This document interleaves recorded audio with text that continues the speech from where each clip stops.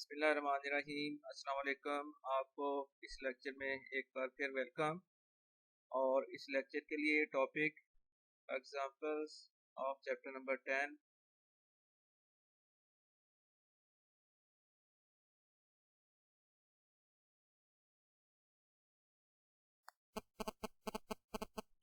Example 10.1, a microscope has an objective lens 10 millimeter focal length.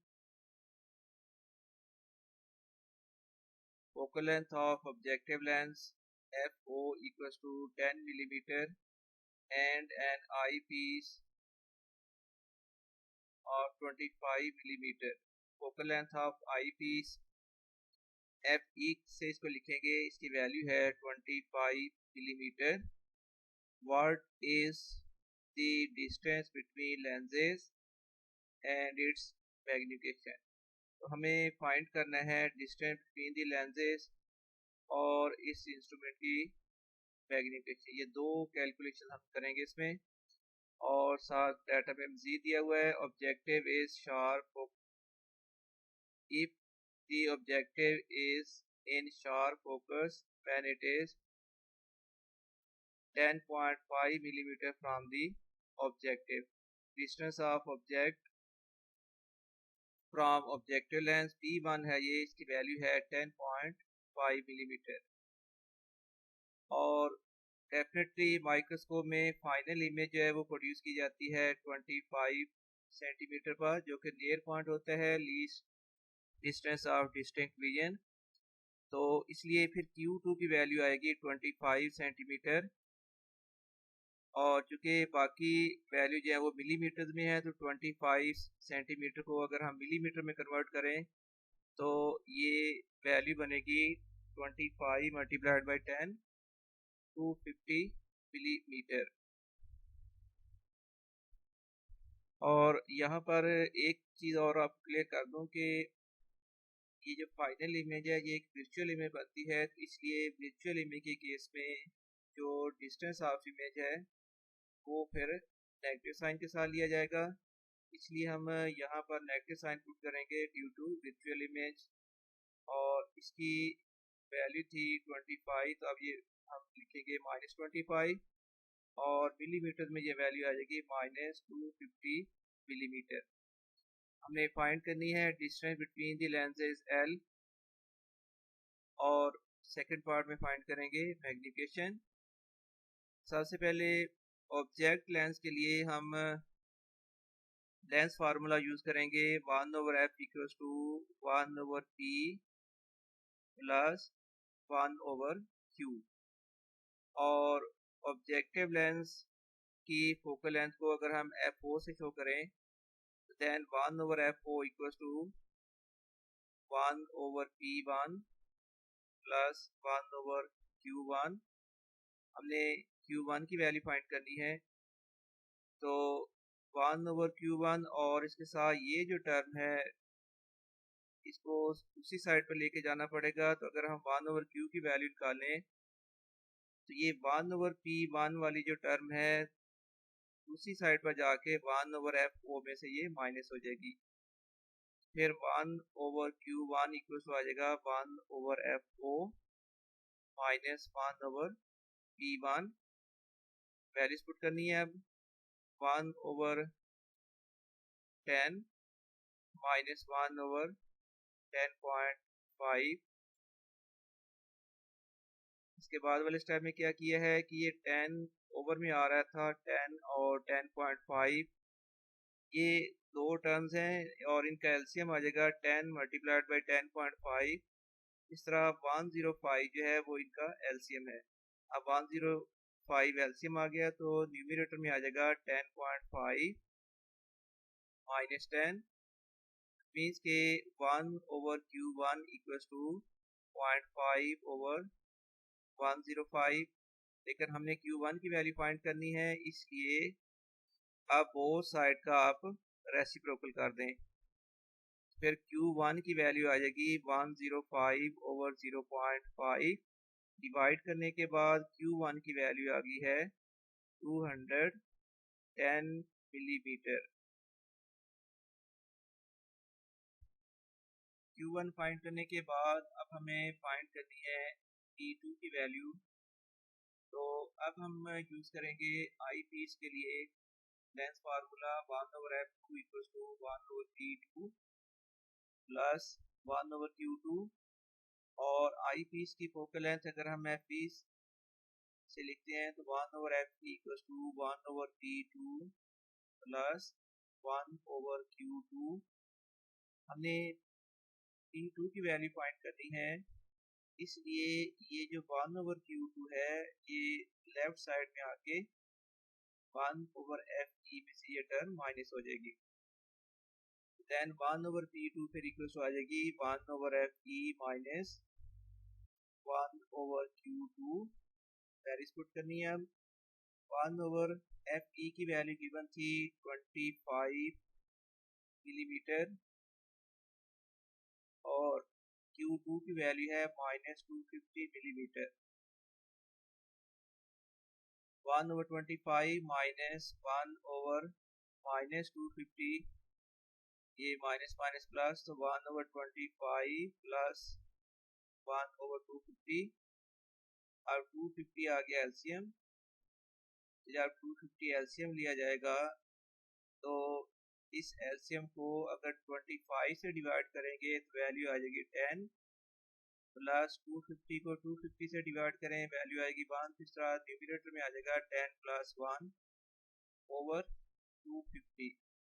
इस तरह 1/P2 equals to आ गई है value 11/250। P2 की वैल्यू फाइंड करनी है, बोथ साइड का अब रेसिप्रोकल करेंगे तो P2 फिर इक्वल्स टू 250/11 डिवाइड किया और इसकी वैल्यू आ गई 22.7 मिलीमीटर। और अब डिस्टेंस बिटवीन दी लेंसेज होता है Q1 प्लस P2 210 प्लस 22.7 और इस तरह डिस्टेंस बिटवीन दी लेंसेज की वैल्यू आती है 232.7 मिलीमीटर।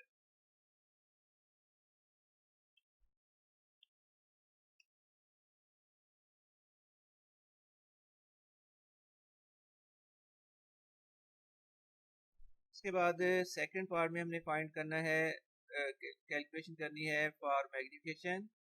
तो सिंपल माइक्रोस्कोप, कंपाउंड माइक्रोस्कोप के केस में मैग्निफिकेशन के लिए रिलेशन है Q1/P1 इंटू 1 प्लस P/FE। इसमें आप वैल्यू पुट करेंगे 210/10.5 इंटू 1 प्लस 250/25 और D इसमें होता है नियर पॉइंट या least distance of distinct region और इसकी वैल्यू होती है 25 सेंटीमीटर।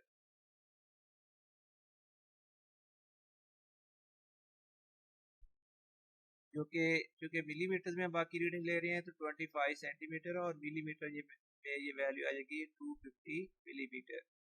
तो अब नेक्स्ट टाइम में फिर 210/10.5 इंटू 1 प्लस 10 210/10.5 इंटू आ जाएगा 10 प्लस 1 11। इस तरह मैग्निफिकेशन की वैल्यू आ गई है 220।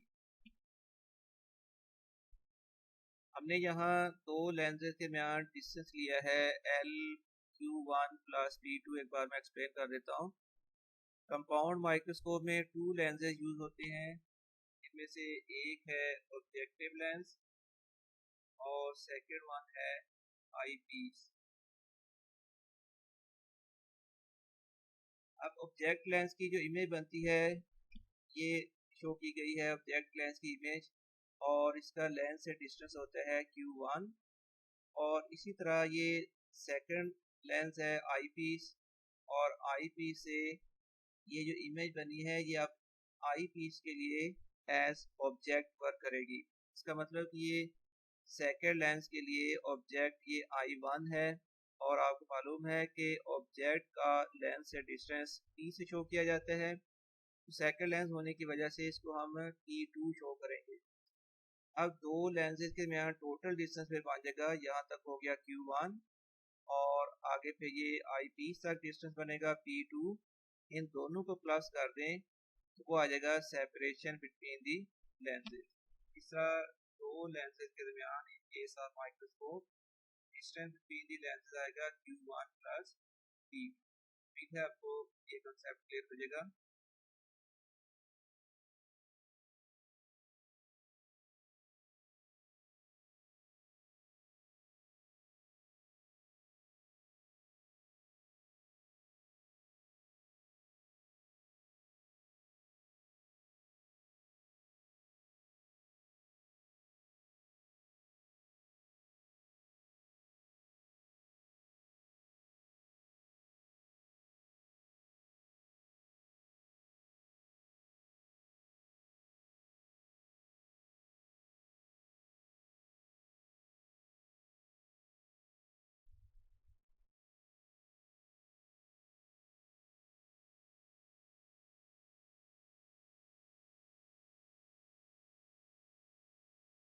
एग्जांपल अब 10.2 इस तरह है, calculate critical angle and angle of entry for an optical fibre having core of refractive index 1.5।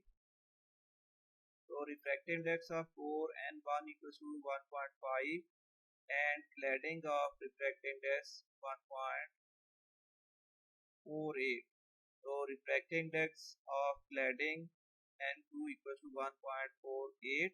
आपको मालूम है कि फाइबर ऑप्टिक्स के दो पार्ट्स होते हैं। ये सेंटर में दरमियान वाला जो पार्ट है ये होता है कोर और इसका रिफ्रैक्टिव इंडेक्स हाई होता है डेंसर मीडियम है। इसके मुकाबले में बाहर जो लेयर है ये होता है material of low refractive index, जिसको हम कहते हैं क्लैडिंग।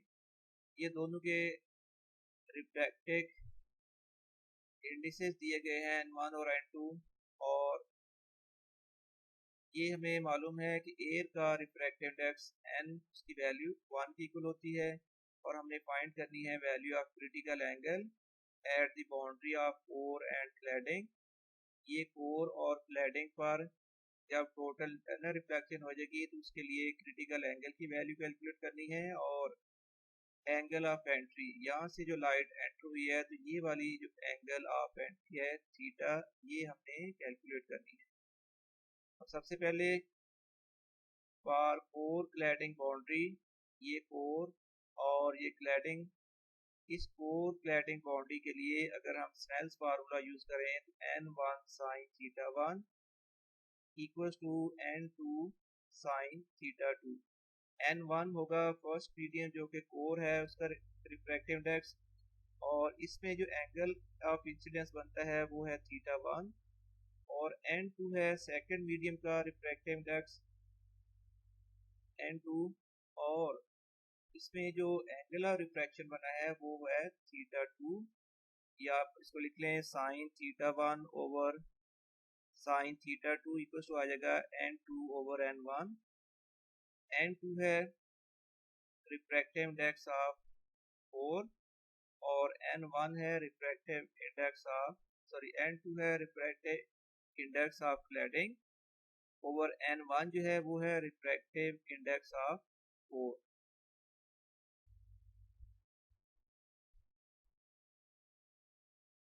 तो जब एंगल थीटा 1 की वैल्यू जो है वो क्रिटिकल एंगल की इक्वल हो जाएगी तो तब एंगल ऑफ रिफ्रैक्शन की जो वैल्यू है वो हो जाती है इक्वल टू 90 डिग्री।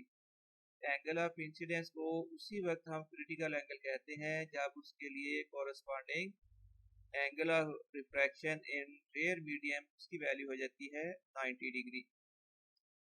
तो साइन थीटा सी ओवर अब थीटा 2 की वैल्यू आ जाएगी 90 डिग्री इक्वल टू N2 की वैल्यू थी 1.48 over 1.5, sine theta C equal to 0.987। तो थीटा सी की वैल्यू फाइंड करनी है, इसलिए थीटा सी की वैल्यू आएगी साइन इनवर्स 0.987, और इस तरह थीटा सी यानी क्रिटिकल एंगल की वैल्यू आ जाएगी 80.6 डिग्री। तो मतलब है कि ये एंगल ऑफ इंसिडेंस, ये वाला जो एंगल थीटा 1 है उसकी वैल्यू अब आ गई है 80.6। लेकिन जब हमने एयर कोर ये वाला इंटरफेस यूज करना है, इसमें थीटा की वैल्यू कैलकुलेट करनी है, लेकिन उससे पहले थीटा डैश हमें फाइंड करना जरूरी होगा। ठीक है जी, और ये कैसे कैलकुलेट किया जा सकता है? देखिए ये एक राइट एंगल ट्रायंगल बनी हुई है, इसमें ये वाला एंगल है 90 डिग्री, थीटा 1 अभी हमने फाइंड कर लिया। अब अगर ये एंगल 90 डिग्री है तो फिर एंगल थीटा 1 और थीटा डैश इन दोनों की मिलकर वैल्यू बन जाएगी 90 डिग्री। वहां से हम थीटा डैश कैलकुलेट कर सकते हैं। For air core boundary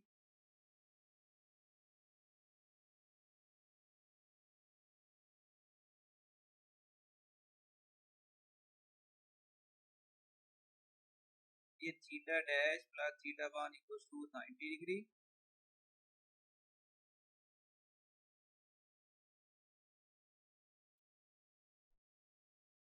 theta dash plus theta 1 equals to 90 degree, और थीटा 1 को हमने अब नाम दे दिया है critical angle theta C.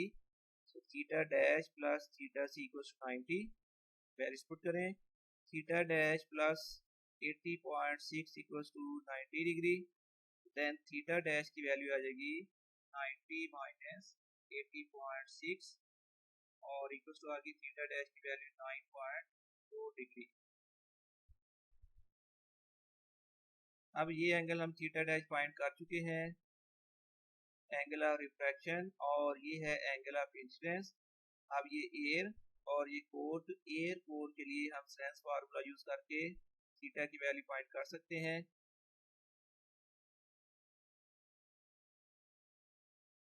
n sin theta equals to n1 sin theta dash, ये है एयर, इसका रिफ्रैक्टिव इंडेक्स n और इसमें एंगल है थीटा, तो n sin theta equals to second medium core है जिसमें रिफ्रैक्टिव इंडेक्स की वैल्यू है n1 और इसमें एंगल थीटा डैश है, तो n1 sin theta dash, sine theta की वैल्यू आ जाएगी n1 sin theta dash over n 1.5 sin 9.4 over 1। इस तरह ये साइन थीटा फिर इक्वल टू आ गई वैल्यू 0.2445। थीटा की वैल्यू फाइंड करनी है, देन थीटा इक्वल टू आएगा साइन इनवर्स 0.2445, और इस तरह एंगल ऑफ एंट्री, एयर में जो एंगल ऑफ एंट्री है उसकी वैल्यू आ जाएगी 14.2 डिग्री के इक्वल।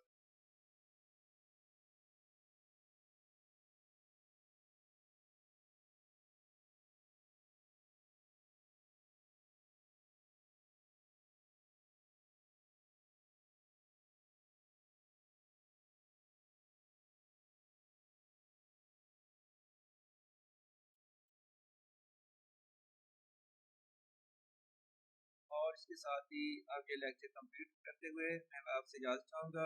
अल्लाह हाफिज़।